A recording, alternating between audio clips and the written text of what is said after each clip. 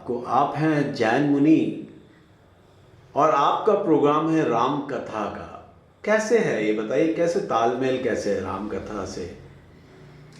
राम जो हैं वो बलभद्र हैं, बलभद्र महापुरुष हैं और राम का जीवन सर्वव्यापी है। राम का जीवन प्रेरणादायी है और सबके लिए है। तो राम कोई एक डोर से या एक बाउंडेशन से नहीं बंधे हुए हैं, इसलिए उन राम की महिमा को बताने के लिए पूरा उनका जन्म से लेकर के मोक्ष तक का यह आयोजन यहाँ पर किया गया है। ये दिगंबर जैन मंदिर कांग्रेस मैदान पटना में आयोजन है इसका 7 मार्च से 16 मार्च तक सुबह 7:30 बजे से 10 बजे तक का यह प्रोग्राम यहाँ पे आयोजित किया गया है। कैसे देखते हैं आप अयोध्या में राम प्राण प्रतिष्ठा को? आप कैसे, किस नज़र से देखते हैं? देखिए, प्राण प्रतिष्ठा तो अभी हो गई, अब उसमें अलग अलग लोगों के अलग अलग मत हैं और वो तो अभी हो गई और एक ना एक दिन तो प्राण प्रतिष्ठा होना ही थी वहाँ पर। और चूंकि ये हमारे भारत का एक लचीले कानूनों की वजह से और जिन लोगों ने इस भारतीय संस्कृति का नाजायज फायदा उठा करके आक्रमण आदि किए और भारतीय संस्कृति को नष्ट किया, और ये भारत का दुर्भाग्य रहा है भारतीय कानूनों की कमी के कारण कि आज़ादी होने के बाद भी हमारे ही जहाँ राम ने जन्म लिया और वहाँ पर मंदिर बनाने में 70 साल लग गए। तो यह तो बहुत बड़ी कमी थी जो अभी पूरी हो गई। परंतु देखिए, एक सोचने वाली बात है कि हमने किसी अन्य देश में जाकर के यह नहीं बोला था कि यहाँ राम का जन्म हुआ है और वहाँ राम मंदिर बनाना है। जहाँ पर हुआ था वहीं पर बनाना था, बहुत सिंपल सी बात थी।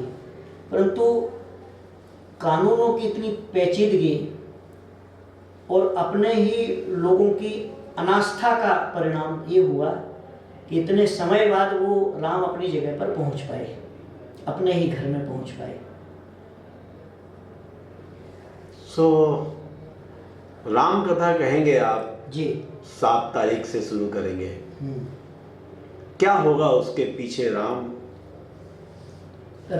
के विराट व्यक्तित्व को प्रकट करना, राम कैसे थे, उनके जीवन में क्या क्या घटनाएं हुई, राम का जन्म से लेकर के और जब वो इस संसार को त्याग करके मोक्ष जाते हैं, उनके पूरे जीवन में जो जो हुआ है वह सारा विवेचन और सारा विवरण इन 10 दिनों में किया जाएगा।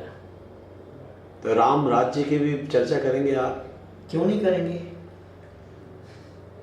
क्या है फिलॉसफी राम राज्य की? राम राज्य की फिलॉसफी और मूल सिद्धांत सर्वजन हिताय सर्वजन सुखाय, और यह तभी संभव है जब, देखिए ऐसा है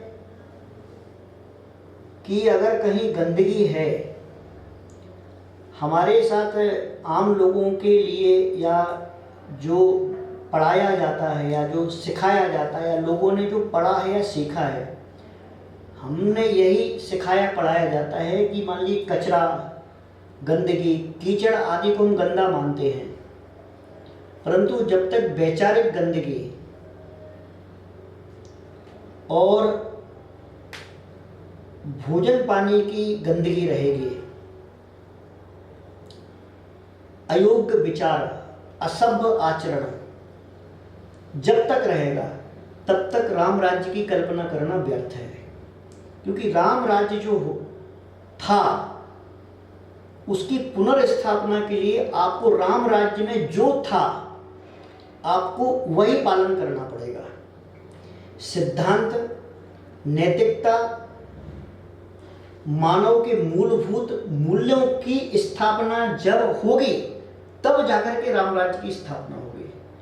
हमने देखिए, बहुत दुर्भाग्य है, यहाँ इस पूरे मैं हर जगह घूमा हूँ, पूरे भारत में घूमते हम लोग पैदल, तो जब कहीं नज़र पड़ती है कि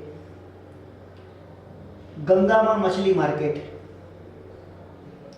तो बड़ा दुख होता है कि गंगा माँ कौन है यार, और ये मछली की दुकान क्या है। आप समझना, हनुमान बियर बार, ये क्या है। जब देखो बात छोटी सी है, परंतु बात क्या है कि इसका राम राज्य से कोई लेना देना नहीं। हनुमान जी क्या थे, उन्होंने कभी बियर पी है क्या, या वो जो नॉनवेज आदि जो होता है उसके साथ में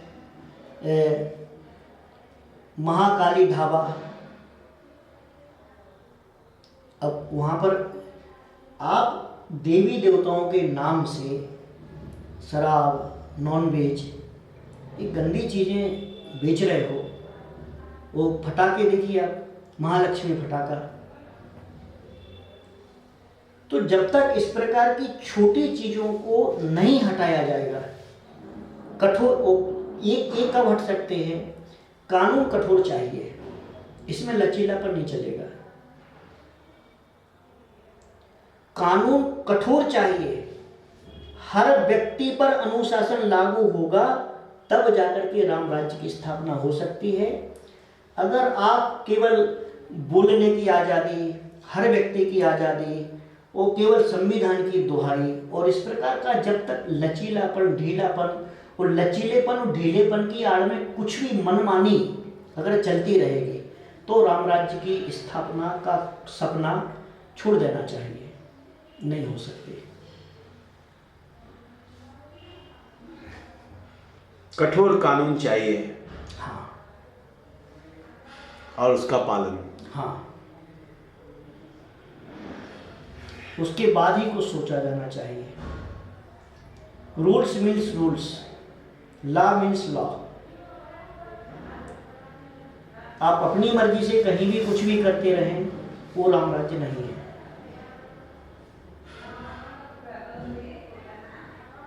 धन्यवाद। आशीर्वाद।